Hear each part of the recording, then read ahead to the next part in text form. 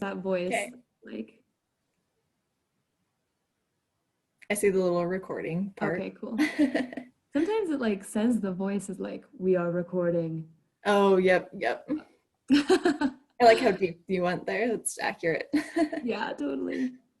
Okay, so hello everybody. We are here with Hope from Utah Water Watch, and we are going to learn more today about how to clean up a waterway. And Hope is going to tell us about the awesome work she's doing as a professor at the University of Utah Utah State State University. University. Yep. There we go. And how you can get involved and kind of talk about her life path. So I'll hand it over to you, Hope, and we can have a conversation here. Yeah, that sounds great. So I'm so excited to be here today. Thank you, Holly, for having me. And I love talking about water quality and waterways. I'm definitely a water nerd, which is great. So I actually got involved with water quality and caring about water with doing things with kids. I would go out and collect all the cool bugs and things that live in the water, and take them to students or to kids, and we would try and figure out, what actually lives in the Logan River or in Kolob River in Cedar City, throughout Utah. And so I love exploring and looking at the cool creatures that actually live in our waterways, like stoneflies or mayflies or caddisflies. One of my favorites are dragonflies. Those are really, really Ooh, neat. So they live in the water first, and then they turn into the adults that we see flying around. So that's kind of one of the main reasons that I care about water so much, is all the cool creatures that live there. that's And awesome. What, like, so dragonflies, don't they mate for one day and most of the rest of their life they're in, or is that mayflies? so mayflies, yeah, so mayflies, they have a really short time that they're adults. Some of them it's a few days, maybe a week, but yeah, they are most of their life is spent in the water. And depending on the type of mayfly, it can be about a year or 2 years. But yeah, as adults, they're really quick, and that's part of the name is mayfly. It's usually just in May for a day or two that they're Oh, adults. Mhm. that's awesome. So Dragonflies get it a little bit better. They can live for a few months sometimes, or even a little bit longer than that, like all of summer, which oh, is awesome. nicer as an adult. Yeah. Totally. So it's fall now. What do you expect to see when you go to a waterway? Will you Oh, see yeah. stoneflies and mayflies or?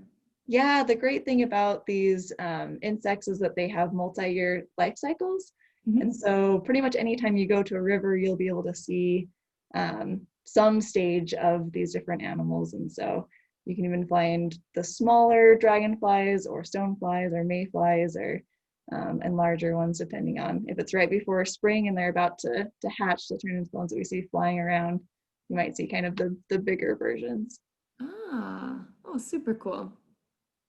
So what is your title? Like who are you and what's your day-to-day look like?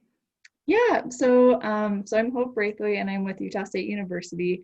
I'm an assistant professor for watershed quality, and I'm out of Davis County, out of the Botanical Center in Kaysville. But I do programs and things all over Utah, so statewide, which is a really great part of my job. And so right now, my day to day looks like being in my my house. I'm working from home right now, but there's some portion of it that's more emailing and coordinating and talking to people, and just kind of coordinating a lot of what we're doing. And then I do some in-person events, or in normal years, and other years I've been doing a lot more in-person things. So one of the main programs that I run is Utah Water Watch. And so that's our statewide citizen science water quality monitoring program. So this year we have, I think, 121 volunteers that are out.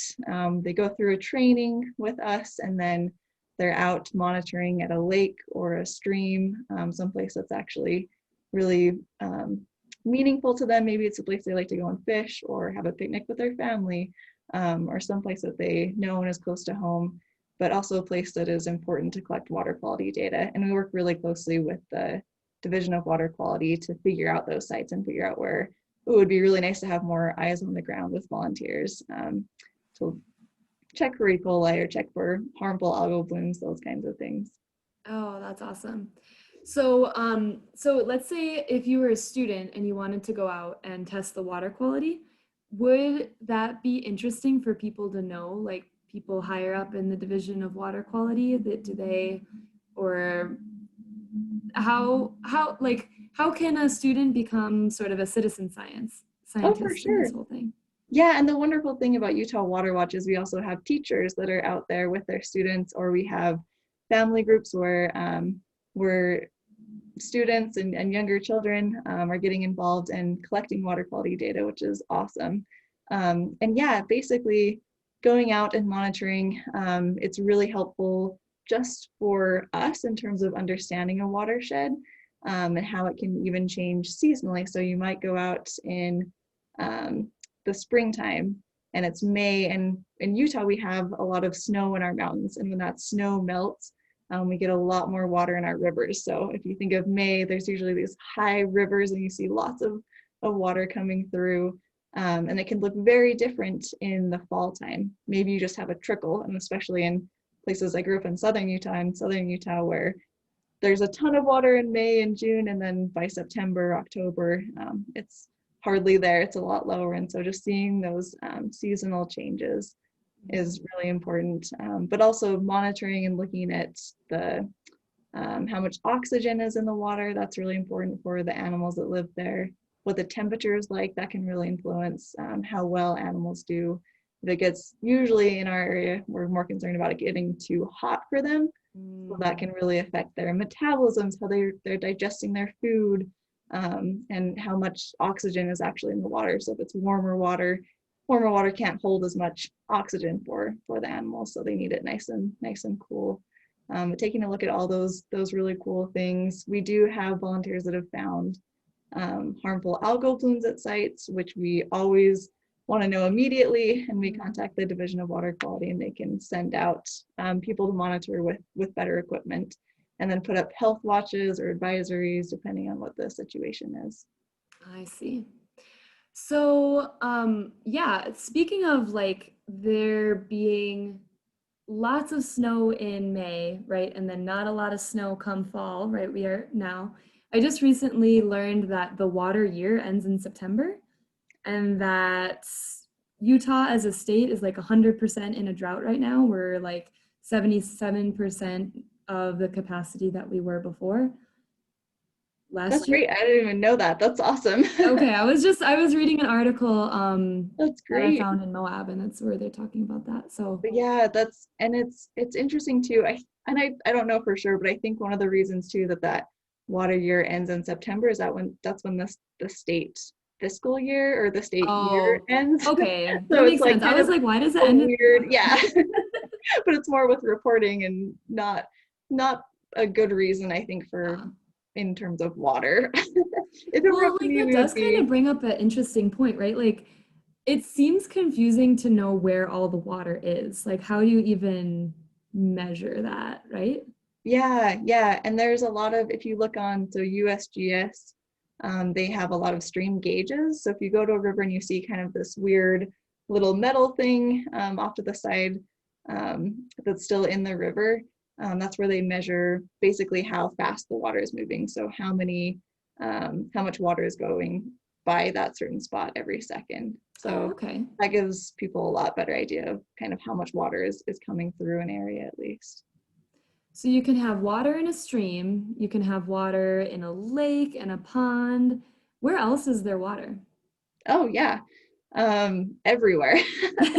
So there's water obviously in like our snow and our rain. That's one way that we're getting water. It can be stored in groundwater, so we won't even see it, but it's underneath us.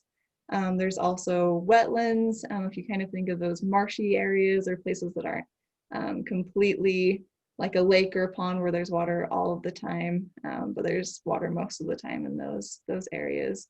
Sometimes they have that stinky smell if you think Mhm. of all the sulfur and that kind of stuff. But wetlands are amazing places where we get a lot more filtering water. All of those plants taking up nutrients from our waterways, and just acting kind of as filters before it goes out to another place. most of our wetlands in Utah are along the Great Salt Lake. So yeah. Yeah. So those are places where you could go pick up trash, which is an event that's going down right now. Do you want to talk about like I'm curious about how this whole idea started. Like why did you decide to start a Utah statewide waterway cleanup? Yeah, that's a great question. And I honestly can't take full credit for it. It was in a meeting with a couple of employees that I have, and they were like, what's a really good way that we can get people involved right now with watersheds and with kind of learning about watersheds and also get diverse groups of people out? We've been talking a lot about inclusion and diversity and wanting to make sure that we're reaching everyone and not just talking to the same people over and Mm-hmm. over again. Mm-hmm. And so that was really, it came from that smaller conversation with students. So I love it when students have really great ideas. So I don't want to take credit for it. It was really the students that came up with this awesome idea. And so That's that's how it really awesome. got started. Yeah. That's cool. And now there's like 150 people signed up online, which Yeah. I We're feel almost like at is 200 incredible. now. I checked this 300? morning. Yeah. Oh my We God, that's have awesome. 190 something. Yeah. That's so cool. So, Yeah. our call to action, if you're watching this, is to join the club. You don't have to be signed up online, but just get inspired to go pick up trash. Like, why? To me, I'm sometimes thinking, like, there's so many issues with water. We have big droughts, we have contamination. Like, it's hard to do anything about nitrates and phosphates and fertilizers. But, like, why is it such a big deal then that we go out and actually just pick up trash? Yeah, that's a really good question. And those other things really are important.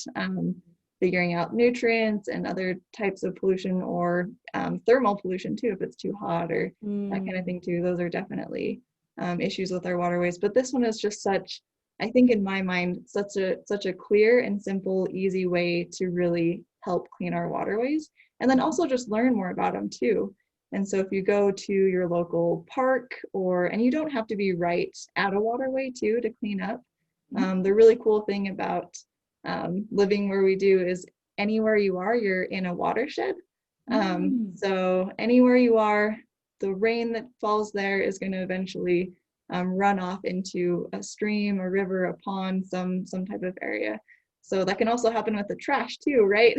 ah, Gravity that makes will take sense. it downhill.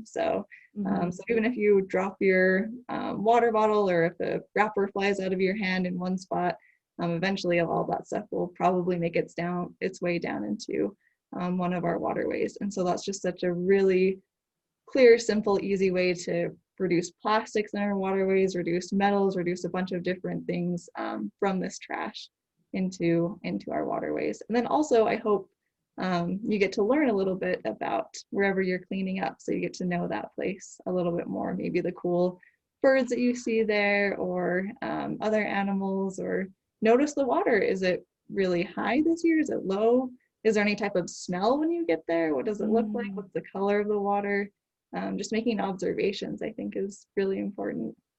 That's awesome. Yeah, that's really cool when you're talking about how we're in a watershed. So everything that ends up in the Great Salt Lake, that's like the terminal place for it. So we were there with Friends of the Great Salt Lake a couple weeks ago doing a trash pickup, and Oh, we that's found awesome. TVs and an old pole machine, Oh my gosh. boxers, like glass mirrors.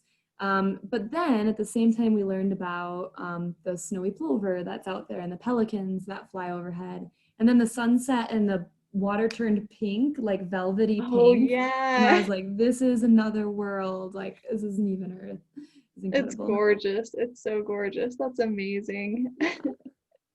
Well, thanks so much, Hope. Do you have, so our challenge is go out and pick up trash. Do it this week because lots of other people are doing it and you can join the team, but do it anytime because you can get to know the areas around you. And yeah, what's one word of advice you have for kids out there? Oh, that's so hard. Okay, I feel man, like I'll give you like 25 words because one okay, word is like okay. kind of rude. I feel like I always learn so much from Mm, students and kids, and so thank you for being so curious and positive and doing things like this. But yeah, my advice would be to just stay curious. that's awesome. Thanks, Hope. Thanks for joining us. Yeah, thanks so much for having me. Thanks so much for doing this, and hopefully you can get out and clean. Yeah, clean up Enjoy those our waterways. waterways.